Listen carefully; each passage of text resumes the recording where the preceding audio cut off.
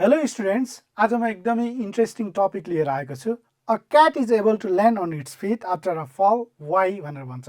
कुनै एउटा बिरालो चाहिँ छतबाट खस्दै गर्दा है, यो बिरालो छ, यो बिरालो छतबाट खस्दै गर्दाखेरि चाहिँ घुम्दै घुम्दै घुम्दै खस्छ हो, यस्तै घुम्दै घुम्दै घुम्दै खसेर लास्टमा चारवटै खुट्टाले टेक्छ है भुइँमा। हामी भएको भए के गर्थ्यौँ, हामी जुन साइडबाट खसेको छ त्यही साइडबाट के हुन्थ्यो, बजारिन्थ्यौँ भुइँमा है। तर क्याटको चाहिँ त्यस्तो हुँदैन। किन हुँदैन होला भन्ने कुराको एन्सर चाहिँ हामीले law of conservation of angular मोमेन्टमबाट दिन सकिन्छ।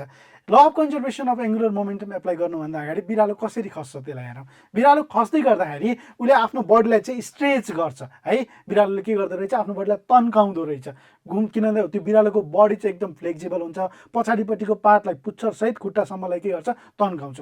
त्यो तन्काउन साथ चाहिँ के हुन्छ भन्दाखेरि मोमेन्ट अफ इनर्सिया बढ्छ। मोमेन्ट अफ इनर्सिया भनेको मास जति जति टाढा टाढा जान्छ नि, मोमेन्ट अफ इनर्सियाको भ्यालु त्यति बढी हुन्छ भनेपछि आईको भ्यालु बढ्दो रहेछ। तर हामीलाई के थाहा छ भन्दाखेरि from law of conservation of angular momentum I omega equal to constant हुन्छ।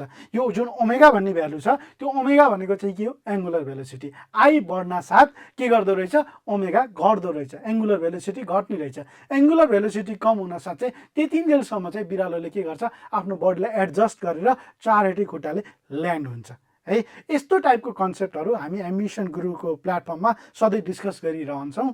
Thank you students.